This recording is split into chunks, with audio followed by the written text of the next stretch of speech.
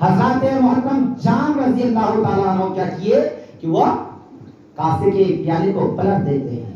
یہ لوگ واپس جاتے ہیں. کچھ دنوں کے بعد پھر دوبارہ حکم ہوتا ہے ہلاکو خاں کا کہ جاؤ بغداد کے اوپر دوبارہ تم آ جا کر کے حملہ کرو.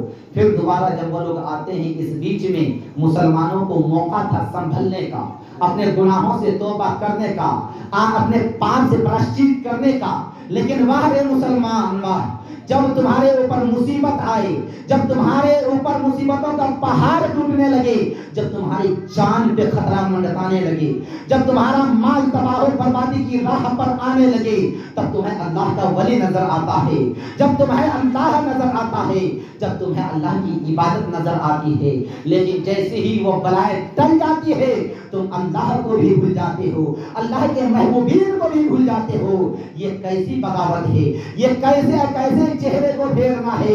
نگاہیں نہ پھیرو چلے جائیں گے ہم، مگر یاد رکھنا بہت یاد آئیں گے ہم. حضرات محترم حضرت جام نے یہ دنیا کو پیغام دیا، اے دنیا والوں دیکھو، ان لوگوں نے ہمارے پاس اپنی جان کی بھیک مانگنے کے لیے آیا، اپنے مال کی تحفظ کے لیے آیا، اپنے آل و اولاد کی جان اور زندگی مانگنے کے لیے آیا. میرے پاس ایک پیالہ تھا، اللہ تعالیٰ نے اس پیالے میں ایسی طاقت بخشی کہ میں نے جیسے ہی اس کو پلٹا، جس پیالے میں 2 چلو پانی صحیح سے نہیں آ سکتا، اس پیالے کے اندر ہم نے پورے شہر بغداد کو سمٹ کر کے رکھ دیا. اور دنیا کو یہ پیغام دیا کہ اے دنیا والوں، اپنی طرح اللہ کے محبوبین کو مت سمجھنا، اللہ کے محبوبین کو اپنی طرح مت سمجھنا، کیونکہ وہ اللہ کے محبوب آپ کے ہماری طرح جہنم کو بھر بھر کر کے اور حرام و حلال کے بنا تہذیب کیے ہوئے رات و دن صرف کمانے اور کھانے کے چکر میں محبوب نہیں بنتے، بلکہ وہ اپنی آل و اولاد کو چھوڑ دیتے ہیں، دنیا داری کو چھوڑ دیتے ہیں. مال کیا ہے، دولت کیا ہے، حکومت کیا ہے، سلطنت کیا ہے، سب کو ٹھوکریں مار دیتے ہیں. ایک جنگل میں جا کر کے اللہ اللہ کی ورد اور صدائیں ایسی کرتے ہیں کہ دنیا انہیں پاگل کہنے پر مجبور ہو جاتی ہے، دنیا انہیں مجنون کہنے پر مجبور ہو جاتی ہے. تب جا کر کے وہ اللہ کا محبوب بنتا ہے. ایک بار تو بچا لیا، جب دوبارہ وہی ہلاکو خاں کا سپاہ سالار اور پوری فوج آئی کہ بغداد کو پھر تباہ و برباد کرنا ہے، پھر یہی مسلمان آئے، سرکار اس مرتبہ کو بچا لیجیے، اس مرتبہ بچا لیجیے، آئندہ ہم کوئی غلطی نہیں کریں گے، جیسے آپ کہیں گے ویسے ہی ہم کریں گے. تو ٹھیک ہے. جیسے ہی شہر بغداد کے قریب پہنچنے والا تھا، پھر دوبارہ آپ نے کیا کرا، کاسا کے پیالے کو پلٹ دیا. پھر دوبارہ جو ہے پورے کے پورے بغدادی بابا بچ گئے، بغدادی مسلمان بچ گئے. اب مسلمانوں نے سوچا بابا تو ہلکے ہیں یار، کیا ہیں، ہلکے ہیں.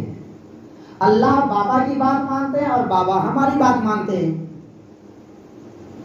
بابا کی بات کون مانتے ہیں، مانتا ہے اللہ، اور بابا کس کی بات کو مان رہا ہے، ہماری بات کو.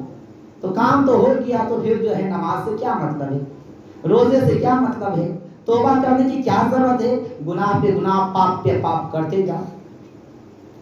لیکن کہاوت میں آپ نے سنا ہوگا کہ گھڑا کا پاپ کا گھڑا جب بھر جاتا ہے تو اسے پھٹنے میں ٹائم نہیں لگتا.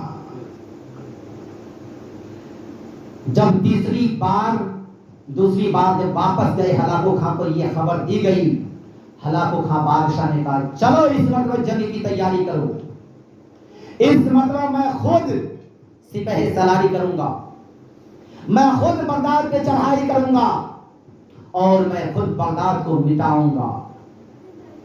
حضرات محترم پھر تیسری بار وہاں سے جو ہے فوج نکلنی شروع ہو جاتی ہے.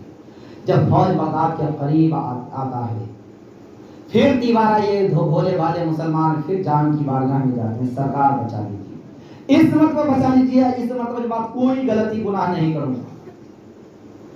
جیسے ہی سرکار سیدنا جام رضی اللہ تعالیٰ عنہ اپنے پیالے کو پلٹ رہے تھے، رب کی طرف سے حکم ہوا کہ اے جام اب پیالے کو مت پلٹ، اب پیالے کو مت پلٹ، 2 بار تیری بات رہی، اس بار میری بات رکھ، اور صرف رکھ نہیں بلکہ یہ تمام کے تمام مارے جائیں گے، اور ساتھ میں تو بھی جام شہادت کے لیے تیار ہو جاؤ،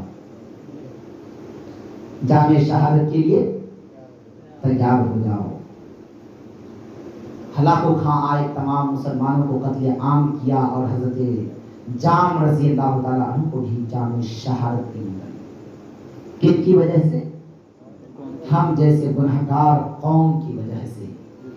میرے بزرگوں اور دوستوں، جب ہمارے علماء بتائیں تو ان کے دل میں صرف ایک خوف ہے، دوسرا کوئی خوف نہیں، کہ میں مولانا ہوں، میں کیا ہوں؟ مولانا ہوں۔ ان کی سمجھ میں نہیں آ رہی، لیکن میری سمجھ میں یہ آ رہی ہے کہ اللہ کی بارگاہ میں مجھے جواب دینا ہوگا کہ اے عارف رضا، تجھے میں نے ایک عالم دین بنایا تھا، قوم کی رہنمائی کے لیے بنایا تھا، قوم کی غلط فہمیوں کو دور کرنے کے لیے بنایا تھا، قوم کی اصلاح کرنے کے لیے بنایا تھا، قوم کو شراب پینے سے دور کرنے کے لیے، جوا اور سٹے بازی سے دور کرنے کے لیے۔ لیکن تم نے کیا اپنے قوم کے بیچ میں جا کر کے جیسی قوم کرتی تھی اس کی ہاں میں ہاں ملاتا رہا؟ کیا تو نے میرے پیغام کو اپنی قوم تک پہنچایا؟ تو یہ عالم کیا جواب دے رہا ہے؟ مولا کیا کر رہے ہیں؟ اگر ہم کوئی بات سچ کہتے تھے تو ہمارے قوم ہم سے بغاوت کر کے مسجد سے ہی بھگا دیا کرتی تھی۔ کیا کرتی تھی یہ قوم؟ آج رات میں بیان دیا کہ شراب مت پیو، چوری مت کرو، جوا اور سٹے بازی مت کرو، بےمانی مت کرو، امام اور علماء کے دل کو مت دکھاؤ، ان کے ساتھ ناانصافی مت کرو۔ صبح میں ادھر سے کمیٹی والے محلے والے رجسٹر کو ساتھ میں لے کر کے آیا، مولانا تم نے میرے خلاف رات میں بیان کیا ہے، محلے والے کی تم نے بغاوت کی ہے، جلدی سے تم اپنا بوریا بستری اٹھاؤ اور یہاں سے روانہ ہو جاؤ۔ حضرات محترم، کاش یہ مسلمان اتنا سمجھ لیا ہوا ہوتا کہ یہ جو مولانا بول رہا ہے یہ کوئی اپنے باپ کے گھر کی نہیں بلکہ رسول پاک کے گھر کی بول رہا ہے۔ برو